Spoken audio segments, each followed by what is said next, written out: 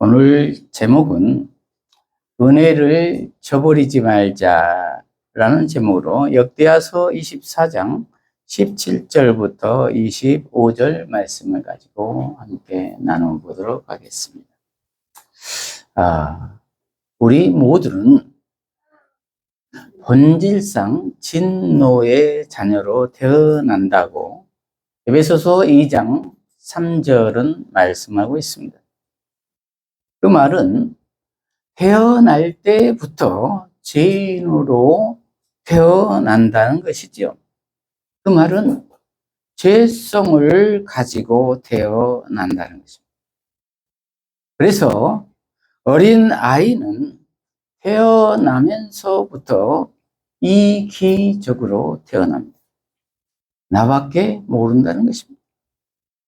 배고프면 울고, 아프면 울고, 불편하면 울음으로 대신합니다. 그래서 아이에게는 이타적인 것이 없지요. 지극히 이기적인 것밖에 없습니다. 본능밖에 없다는 말이지요. 물론 그래야 생존하기 때문이기도 하겠죠. 어쨌든 아기는 이타적이 아니라 지극히 이기적인 존재라는 것입니다. 죄라는 것은 원어로 보면은 헬라어로 하마르티아, 곧 관역에서 벗어나다라는 뜻입니다. 화살을 쏠 때에 관역을 벗어난 것을 죄라고 한다는 것이죠. 그래서 하나님에게서 벗어난 것을 죄라고 성경은 규정하고 있습니다. 그런데 우리는 날 때부터 이렇듯 하나님을 벗어나서 이기심을 가지고 태어난다는 것입니다. 죄성을 가지고 태어난다는 것입니다. 그래서 그대로 가면 죄로 말미암아 영원한 사망에 이른다는 것입니다. 그래서 그것으로부터 건짐을 받아 구원을 받아야 하는데, 그것은 우리의 도덕성이나 노력이 아니라 하나님이신 예수님으로 말미암아 죄 용서받고 예수님을 믿음으로 말미암아 은혜로 구원을 얻는다는 것입니다. 그러나 다른 종교에서는 우리 인간의 노력으로 성인이 되어야 구원을 받을 수 있다고 말하지요. 그러나 우리 인간은 성인이 될 수도 없을 뿐더러 인간 스스로 구원할 수 없다는 것입니다. 왜냐하면 모든 인간은 본질상 다 죄인이기 때문입니다. 죄인이 어떻게 다른 사람의 죄를 사해주고 구원해 줄 수 있겠습니까? 인간이 창조주도 아닌데 어떻게 구원해 줄 수 있겠습니까? 그리고 인간이 아무리 혹 성인이 된다 한들 인간이 인간을 구원할 수는 없다는 것이죠.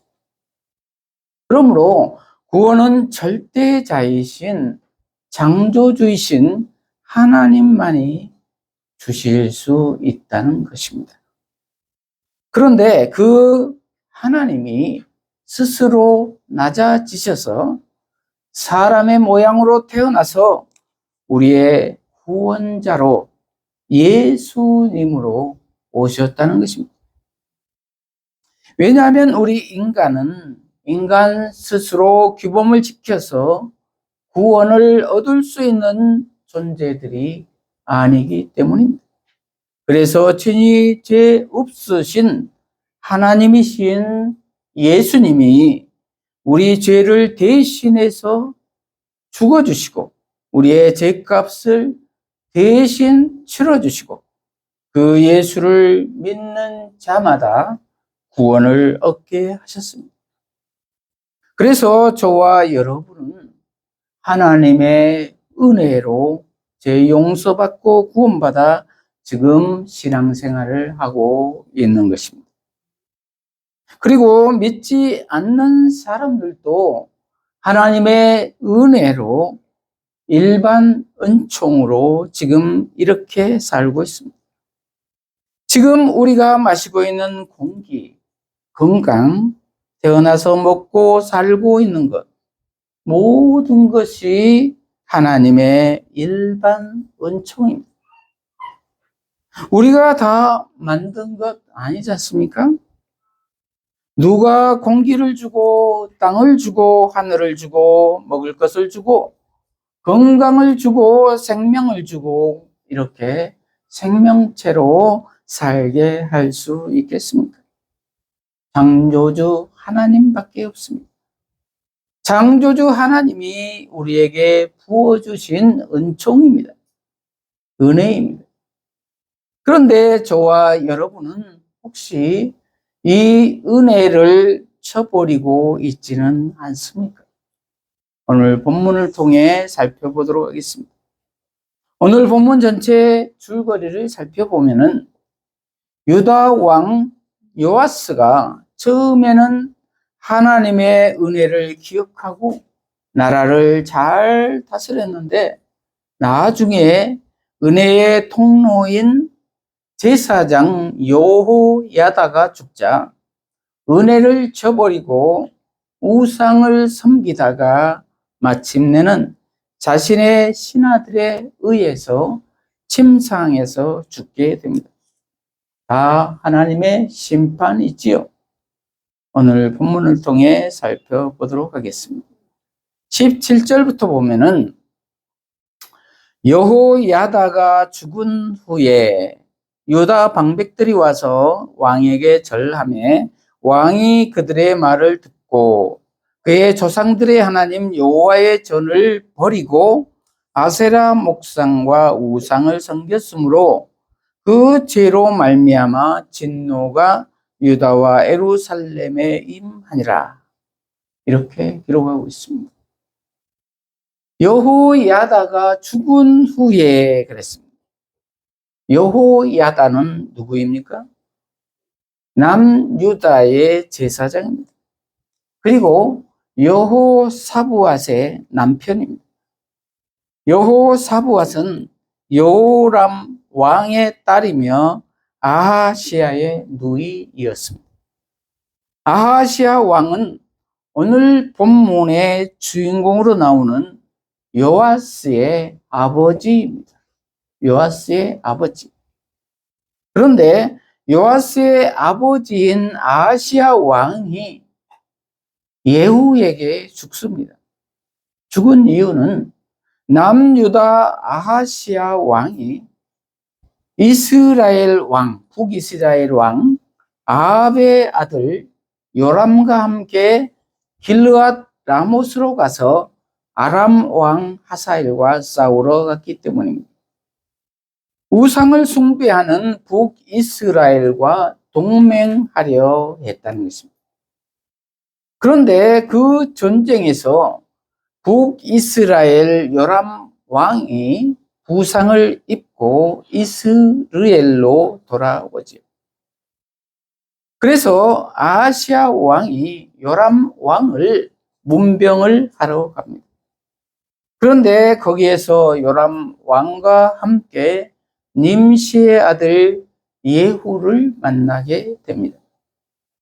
그런데 예후는 여호와께서 아합의 집을 심판하라고 기름 부음을 받은 사람이었습니다. 그래서 예후는 아합의 집을 다 심판하고 아하시아 왕의 형제들과 아들들을 죽이고 숨어있는 아하시아마저도 끌고 와서 죽여버립니다. 그래서 아하시아의 집에는 나라를 지킬 만한 능력 있는 사람이 아무도 없었습니다. 그러자 아하시아의 어머니 아달랴가 자기 아들이 죽은 것을 보고 일어나 유다 집안의 왕족의 씨를 모조리 죽여버립니다. 아달랴는 아합과 이세벨의 딸이자 오므리의 손녀였습니다. 그래서 아달랴는 유다 집안의 왕족의 씨를 다 죽여버린 것입니다. 그런데 그 중에 여호사부앗이 죽임을 당하는 왕자들 중에서 아하시아의 아들 요아스를 몰래 빼내어 침실에 숨겼습니다. 여호사부앗은 요람 왕의 딸이며 아하시아의 누이고 제사장 여호야다의 아내이었습니다. 그래서 요아스는 그들과 함께 6년 동안 숨어 있었습니다. 그동안 아달랴가 나라를 다스렸습니다. 그리고 23장을 보면은 때가 되자 여호야다가 용기를 내어 사람들을 모아서 다윗의 후손인 요아스가 왕이 되어야 한다고 말합니다.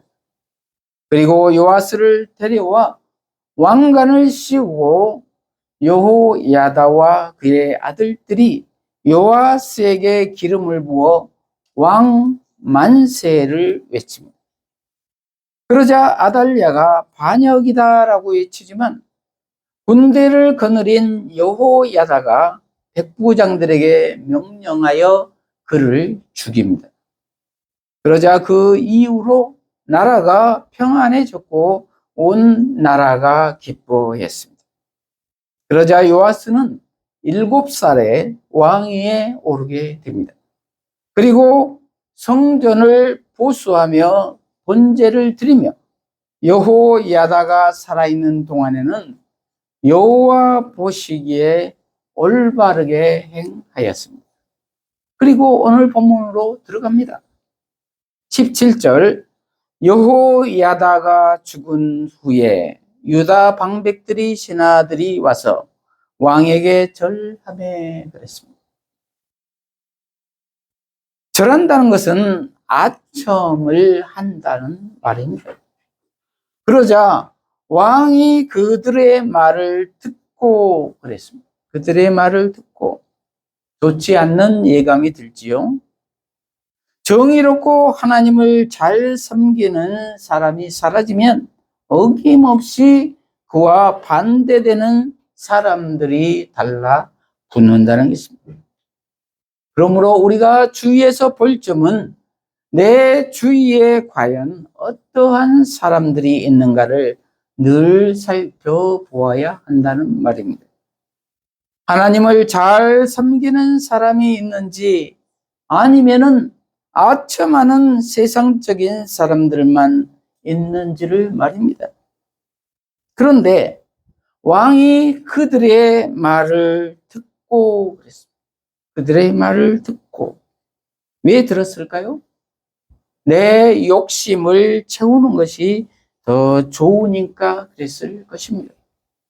방심하면은 이렇듯 하나님을 섬기는 것보다 내 것을 챙기는 것이 더 땡긴다는 것입니다. 하나님을 섬기는 것이 왠지 더 불편해진다는 것입니다. 왠지 교회도 나가기도 싫고 기도도 하기 싫고 성경도 읽기 싫고 믿는 사람들과 교제하는 것도 싫고 그렇다는 것입니다. 마귀의 역사입니다. 그러므로 우리는 늘 깨어 경송해야 할 것입니다. 18절 그의 조상들의 하나님 여호와의 전을 버리고 아세라 목상과 우상을 섬겼으므로 그 죄로 말미암아 진노가 유다와 예루살렘에 임하니라 이렇게 기록하고 있습니다. 그의 조상들의 하나님 여호와의 전을 버리고 그랬습니다. 버리고 마귀의 유혹에 넘어갔다는 것입니다. 그러자 아세라 목상과 우상을 섬겼다고 했습니다. 아세라 목상은 고대 시리아, 페니키아, 가나안의 신으로 달의 여신인데 태양신인 바알의 배우자로 묘사가 됩니다.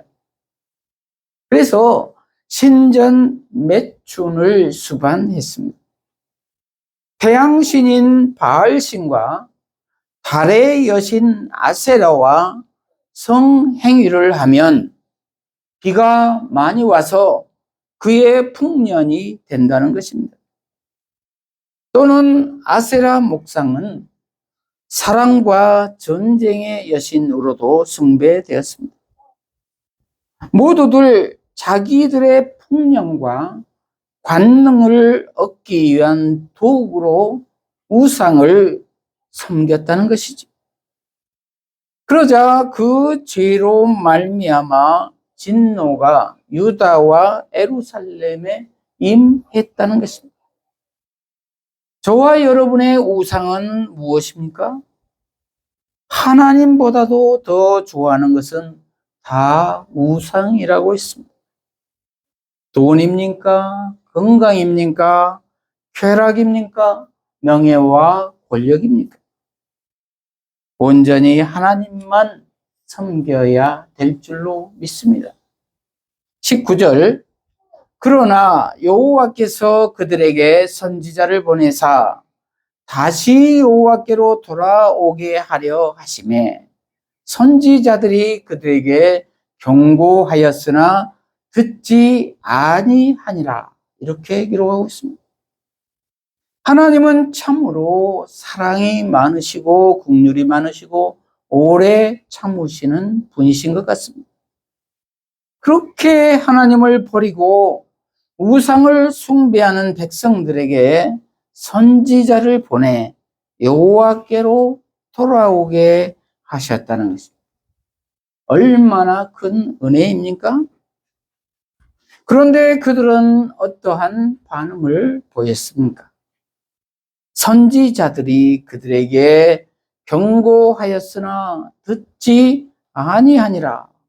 이렇게 기록하고 있습니다. 저와 여러분은 어떻습니까?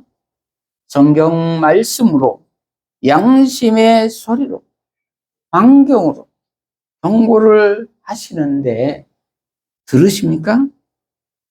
잘 듣지 않는 것 같습니다.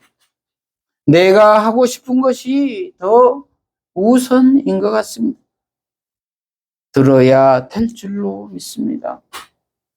20절, 이에 하나님의 영이 제사장 여호야다의 아들 스가랴를 감동시키매 그가 백성 앞에 높이 서서 그들에게 이르되 하나님이 이같이 말씀하시기를 너희가 어찌하여 여호와의 명령을 거역하여 스스로 형통하지 못하게 하느냐 하셨나니 너희가 여호와를 버렸으므로 여호와께서도 너희를 버리셨느니라 하나 무리가 함께 꾀하고 왕의 명령을 따라 그를 여호와의 전뜰 안에서 돌로 쳐 죽였더라. 이렇게 기록하고 있습니다. 제사장 여호야다의 아들 스가랴에게 성령이 임재하셔서 예언의 말씀을 주셨는데도 그들은 돌이키지 아니하고 온 무리가 왕 요아스의 명령에 따라 제사장 여호야다의 아들 스가랴를 여호와의 전뜰 안에서 돌로 쳐 죽였다는 것입니다.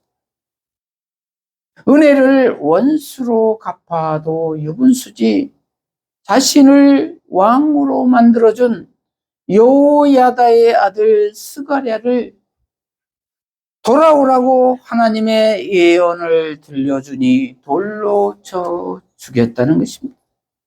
그것도 여호와의 전뜰 안에서 성전 뜰 안에서 돌로 쳐 죽였다는 것입니다. 그 말은 하나님이 보신 앞에서 버젓이 죽였다는 것입니다. 하나님 앞에서 그래 어쩔래 이런 것입니다. 대놓고 대든 것입니다. 무례해도 이러한 무례는 없을 것입니다. 하나님이 잘못했더라도 용서해주고 구원해주려고 하는데 이러한 반응을 한다는 것입니다. 참으로 안타깝지요. 저와 여러분은 어떻습니까? 성경을 통해 깨달으라고 말해주면은 받아들이십니까? 받아들여야 할 줄로 믿습니다. 22절, 요아스 왕이 이와 같이 스가랴의 아버지 여호야다가 베푼 은혜를 기억하지 아니하고 그의 아들을 죽이니 그가 죽을 때에 이르되 여호와는 감찰하시고 신원하여 주옵소서 하니라. 이렇게 기록하고 있습니다. 신원하여 주라는 것은 자신의 원한이나 억울함을 풀어주시라는 것이죠. 그에 대한 하나님의 응답은 무엇이었습니까?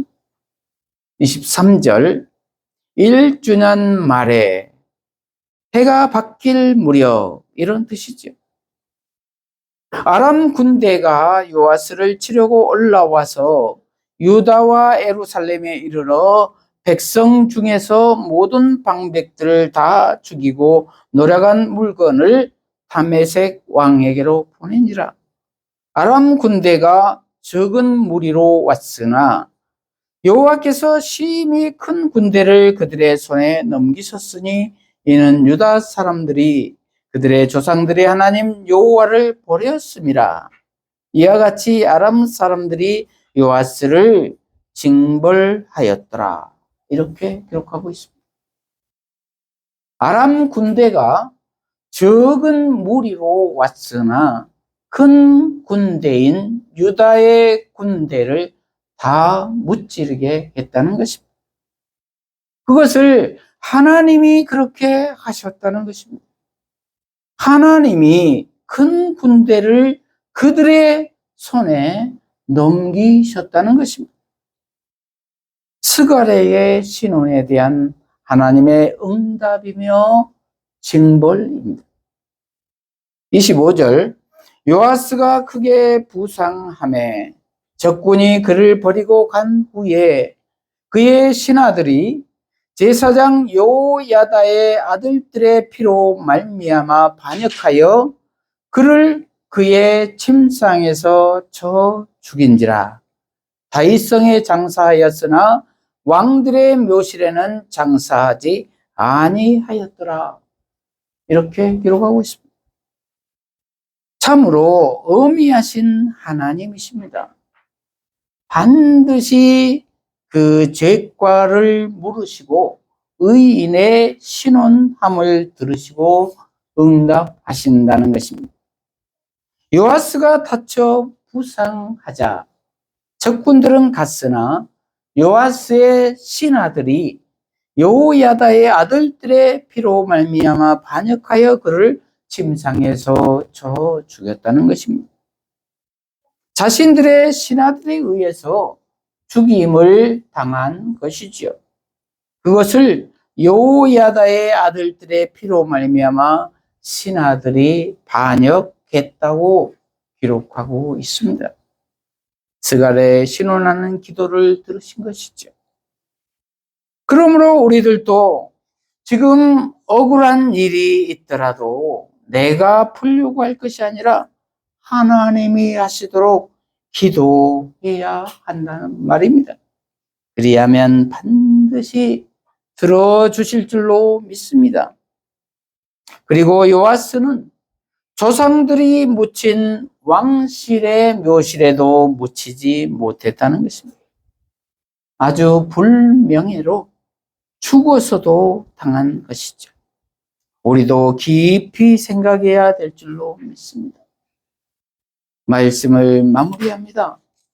저와 여러분은 은혜를 어떻게 관리하십니까? 혹시 교만하여 그냥 쳐버리지는 않습니까? 예수 그리스도가 내 죄를 대신해서 죽어주셨는데 감사하기는커녕 불평, 불만하는 삶을 살고 있지는 않습니까? 그리고 혹시 내 마음대로, 내 뜻대로, 내 욕심만 채우려는 우상을 섬기고 있지는 않습니까? 하나님이 항상 우선순위에서 밀리지는 않습니까? 은혜를 저버리지 않고 감사하며 오직 하나님만 섬기는 저와 여러분이 되시기를 바랍니다. 기도하십시다. 하나님 아버지, 오늘 은혜를 저버리지 말자라는 제목의 말씀으로 깨닫게 하시니 감사합니다.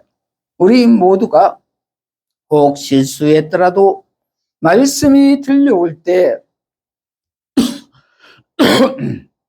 곧바로 회개하여 돌아오게 하시며 조심을 잃지 않게 하시고 받은 은혜를 기억하게 하시고 예수 그리스도로 충만한 삶을 살아서 늘 기쁨과 감사가 넘치는 삶을 살게 하여 주시옵소서.